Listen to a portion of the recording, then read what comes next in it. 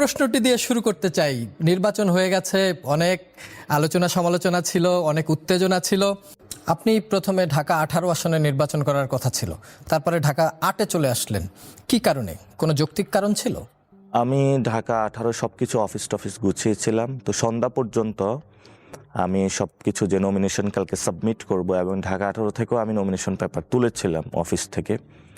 তো আমাকে সবাই হুট করে জানালো যে তোমাকে ঢাকা 8-এ যেতে হবে। তো আমি বললাম কেন? বলছে যে এটা খুবই চ্যালেঞ্জিং জোন। তো আমাদেরও আরও 2-3 জন জোটের প্রস্তাবনা দেওয়া হয়েছিল। সবাই বললো যে মাফও চাই, দোয়াও চাই এখান থেকে।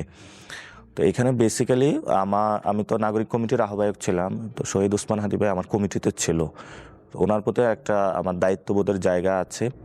আবার উনি যে একটা কালচারাল ফাইট করেছিলেন সেটার প্রতি আমি সহমর্মী, এবং উনি যে রাজনৈতিক একটা নতুনত্ব ধারা নিয়ে এসেছেন সেটার প্রতিও আমি সহমর্মী। সেই জায়গা থেকে চ্যালেঞ্জিং জোন হলো, আমি দায়িত্বটা কাঁধে নিয়েছি এবং সবাইকে বলেছি ঠিক আছে আমি করবো। তো রাতে ফাইল টেল গুছিয়ে পরের দিন সাবমিট করি এবং আলহামদুলিল্লাহ অ্যাকসেপ্টেড হয়েছে, পরে ফাইট করি। এই ফাইটে কতটা চ্যালেঞ্জ ছিল? আমরা তো অনেক কিছু দেখেছি, অনেক ক্লিপ দেখেছি, ভোট কেন্দ্রে আপনার উপরে হামলার ঘটনাও দেখেছি। আপনি একটা বৃহৎ দল, যিনি প্রার্থী তিনি অনেক বেশি ক্ষমতাশালী, এখন তিনি উপদেষ্টা হয়েছেন প্রধানমন্ত্রীর, একসময় মেয়র ছিলেন, কয়েকবারের এমপি ছিলেন, তার সাথে যে লড়লেন শেষ পর্যন্ত আপনি, কতটা ফাইট হয়েছে আপনার? আমার অনেক বেশি ফাইট হয়েছে, কারণ ঢাকা 8টা হলো প্রত্যেকটা যারা ক্ষমতায় আসে তাদের জন্য প্রেস্টিজ ইস্যু, এবং প্রশাসনিক জায়গাটার তাদের জন্য প্রেস্টিজ ইস্যু। লাইক দ্যাট এখানে হলো আপনার সুপ্রিম কোর্ট আছে, সাথে সাথে হলো আপনার সচিবালয় আছে, বায়তুল মোকাররম থেকে শুরু করে অনেক গুরুত্বপূর্ণ প্রতিষ্ঠান, ঢাকা ইউনিভার্সিটি, বুয়েট, মেডিকেল রয়েছে। ফলত এখানে অনেক জায়গায় প্রার্থীদেরকে কম্প্রোমাইজ করতে হয়। তো যার জন্য আমি কিন্তু সেই ক্ষেত্রে একদম সবাইকে না বলে দিয়েছি যে এখানে জনগণের জায়গাটা আমি প্রতিষ্ঠা করতে চাই। লাইক দ্যাট যারা হকার আছেন, মানে তারা তো নিরীহ মানুষ, ফলত তাদের দোকানগুলা নিয়ন্ত্রণ করার জন্য বিশাল একটি চক্র কাজ করে, এবং ঢাকাতে বড় এই হকার্স অথবা ছোট ছোট দোকানদার রাস্তার পাশে তাদেরকে বসিয়ে বড় ধরনের বাণিজ্য করে।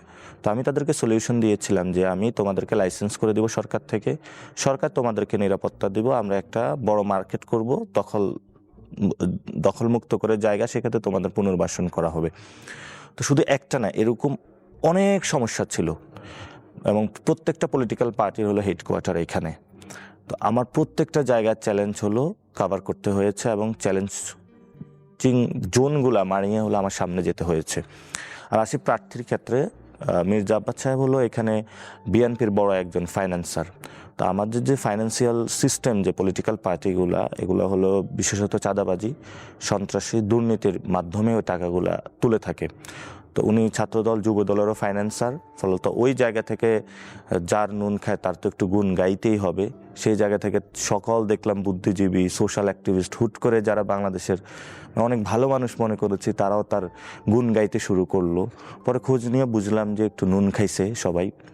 আর সাথে সাথে এখানে আপনি দেখেছেন যে বাংলাদেশ ব্যাংকে ডাকাতরা যেভাবে যায়, এভাবে হলো 200-300 লোক নিয়ে হলো ডাকাতিও করেছে। প্রিজাইডিং অফিসার দিতে হবে, ক্যাশ টাকা লাগবে, এটা হলো বাংলাদেশের নজিরবিহীন ঘটনা। তো এই ধরনের পরিস্থিতির মধ্য দিয়ে হলো আমার যেতে হয়েছে। তো এটা হলো মানে সব দিক থেকেই গুরুত্বপূর্ণ একটি জায়গা, কিন্তু আমি একটা ডেডিকেশনের জায়গায় গিয়েছিলাম, যেটা হলো আমার প্রথমে মসজিদে গিয়েছিলাম ক্যাম্পেইনের জন্য। কেন গিয়েছিলাম? আমি যখন ক্যাম্পেইন শুরু করি, সবাই আমাকে মেসেজ দিল যে ওসমান হাদী ভাইয়ের মতন ক্যাম্পেইন করতে হবে।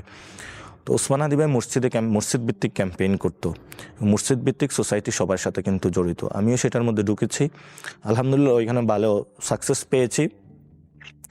এবং শহীদ ওসমান হাদী ভাই ইউনিক জিনিস বাংলাদেশে ক্রিয়েট করেছেন, আমি সেই এরিনাটা খুঁজে পেয়েছি, এবং উনি আমার জন্য পথ অনেক সহজ করে দিয়ে গিয়েছেন। যেই ভোটগুলো আমি পেয়েছি এগুলো শহীদ ওসমান হাদী ভাইয়ের ভোট, এবং উনি এই চ্যালেঞ্জিং জোনটা প্রথমেই চ্যালেঞ্জ করে গিয়েছেন। ফলত আমারও ওইখানে চ্যালেঞ্জ করতে অনেক বেশি সুযোগ হয়েছে ওনার দেখানো পথে, এবং অনেক চ্যালেঞ্জিং ছিল সর্বদিক থেকেই, মিডিয়া, ব্যুরোক্রেসি, ডিপ স্টেট, সর্ব জায়গা থেকে চ্যালেঞ্জিং ছিল। তো লাস্ট আমার আন্ডারস্ট্যান্ডিং যতটুকু, তা বিএনপি প্রেস্টিজ হিসাবে নিয়েছে এবং চাঁদাবাজি এই রাজত্বটা টিকিয়ে রাখতে চেয়েছে। প্রশাসনও সেখানে এমন একজন লোককে চেয়েছে যার মধ্য দিয়ে যে আমাদের পচাগোলা যে সমাজটা আছে সেটা তারা চালাইতে পারবে, শাহবাগ ফুল মার্কেটের মতন এরকম অসংখ্য জায়গায় চাঁদাবাজি করতে পারবে। সে রাজত্বটা টিকিয়ে রাখার জন্য এই পরিস্থিতির দিকে গিয়েছে। তো আমার বিশ্বাস জনগণ অনেক বেশি ভোট দিয়েছে এবং আমার 3 ঘন্টা আমি দেখেছিলাম ভোট কাউন্টিং অফ ছিল, সেই সময়টা তারা ইঞ্জিনিয়ারিং করেছে, কেন্দ্রে কেন্দ্রে গিয়ে ভোট ডাকাতি করেছে, জনগণের রায়কে তারা নিয়ে গিয়েছে। আমার সামনে সুযোগ ছিল যে সবাইকে নিয়ে মাঠে এসে কিন্তু রক্তক্ষয়ী সংঘর্ষ আমি এড়িয়ে গিয়েছি, কারণ আমি মনে করি গণতন্ত্রে কোনো রক্ত না, গণতন্ত্র হলো শান্তিপূর্ণ জিনিস। এবং পুরো বাংলাদেশে আমি যতদিন রাজনীতি করি আমি অহিংস জায়গাটা, শান্তিপূর্ণ জায়গাটায় আমি চুজ করেছি এবং এই ভিত্তিতেই আমি করব। এবং আমি যখন ইনকিলাব মঞ্চ মাঠে আন্দোলনের জন্য নামলো শহীদ ওসমান হাদিবের হত্যাকাণ্ডের জন্য, ওই সময় আমি শান্তিপূর্ণ আচরণ করেছি এবং প্রিভিয়াসলি আমি শান্তিপূর্ণ আচরণ করেছি। আমি শান্তির পক্ষে, আমি কোনো যে গুন্ডা মাস্তান এদের সাথে জড়িয়ে পড়ে মারামারি পুরো মানুষের জীবনকে অতিষ্ঠ করে ফেলা সেই জায়গাটাতে না। আমি আমার কিছু হোক এটা নিয়ে আমি দ্বিধান্বিত নই, না, আমি জনগণকে শান্তি দিতে চাই। কিন্তু নির্বাচনের দিন দুপুরবেলাও আপনার সাথে যে ধরনের ঘটনা ঘটেছে, যে ধরনের চ্যালেঞ্জের মুখোমুখি হয়েছেন, সত্যি করে বলবেন কি আপনি কি মানে বিশ্বাস করতে পেরেছিলেন যে এত ভোট আপনি পাবেন এবং জয়ের কাছাকাছি গিয়ে আপনি হেরে যাবেন? এই চিন্তা কি মাথায় কাজ করেছিল? আমি আর প্রত্যেকটা জায়গায় যখন আমি কথা বলেছি, মানুষের যে রেসপন্স পেয়েছি, আমি 1 সপ্তাহ আগে বুঝেছি there is a something happening. কারণ মানুষ যেভাবে রেসপন্স দিচ্ছিল, মহিলারা বাসা থেকে খাবার নিয়ে নেমে না যাচ্ছিল, হাততালি দিচ্ছিল সবাই। এবং নির্বাচনে যখন আমি কেন্দ্রগুলোতে যাচ্ছিলাম সেখানে ব্যাপক রেসপন্স পাচ্ছিলাম এবং আমি সবগুলো অডিয়েন্সকেও কানেক্ট করেছি, আলেম, তরুণ, জেনজি, ওল্ড, সবাইকে আমি কানেক্ট করে ফেলেছি আমার কমিউনিকেশন প্রসেসের মাধ্যমে। এবং নির্বাচনের দিন যখন আমি মির্জা আব্বাস মহিলা কলেজে গেলাম, সেখানেও অনেক ইরেগুলারিটিস দেখতে পেলাম। পরবর্তীতে যখন আমি এটা এক্সপোজড করলাম, পরের কেন্দ্রে গেলাম, সেখানে আরও বেশি ইরেগুলারিটিস পেলাম, অনেক যেগুলো হলো গণতন্ত্রের সাথে যায় না, অর্থাৎ একটি দলের পক্ষে সবাই মিলে কাজ করতেছে। সেগুলো যখন আমি এক্সপোজড করলাম, সবার সামনে প্রকাশ করলাম, আমাকে স্লেজিং করা হলো এবং এক পর্যায়ে আমার মাথায় ঘুষি দেওয়া হলো এবং আমাকে ওই দিন তো মেরেই ফেলতো। পরবর্তীতে আর্মি ছিল পাশে, তারা এসে আমাকে উদ্ধার করেছে এবং সেখানে ভোট কেন্দ্রের বাহিরে এবং ভিতরে প্রায় 10,000 পিপল ছিল এবং সবাই টার্গেটেড মানুষটা ছিলাম আমি। এবং সবাই একই কথা বলেছিল যে মির্জা আব্বাসের এরিয়ায় তুমি এসেছো কেন, কত বড় সাহস তোমার। তো আমি বলেছি যে গণতন্ত্রের স্বার্থে আমার যেখানে যেতে হয় আমি সেখানেই যাব। সেদিনও আমি সাহস করে গিয়েছিলাম, অনেকে নিষেধ করেছিল। আমি প্রার্থী, আমার ভোট কেমন পড়ছে, কি হচ্ছে সেটা তো আমার দেখার অধিকার রয়েছে। আমি আমার অধিকারের জায়গা থেকে গিয়েছি, পরে আমাকে উদ্ধার করেছে। তখন থেকে আসলে রেজাল্ট পরিবর্তন হওয়া শুরু থেকে সব কিছুই এই যে জোর যার মুল্লুক তার এই কাজগুলো তারা শুরু করেছে। আরেকটা বিষয়ে, আপনি এই যে রাজনীতি করছেন 24-এর আন্দোলন থেকে এই পর্যন্ত, আপনি আপনার জীবন নিয়ে অনেকবার শঙ্কা প্রকাশ করেছেন। শরীফ ওসমান হাদি, যাকে নিয়ে বিরতির আগে কথা বললেন, তিনিও আমাদের এই শোতে এসেছিলেন, তাকেও এই প্রশ্নটি করেছিলাম, আপনাকেও সেই প্রশ্নটি করতে চাই। নিজের জীবনের প্রতি কোনো হুমকি রয়েছে কিনা, কি মনে করেন? এটা তো শুধু আমার জীবন না, বাংলাদেশের প্রতিটি মানুষের জীবনে হুমকির মুখে। আপনি ওভার ব্রিজের নিচে দিয়ে যাবেন, কখন এটা ভেঙে পড়ে ওই নিরাপত্তা নাই।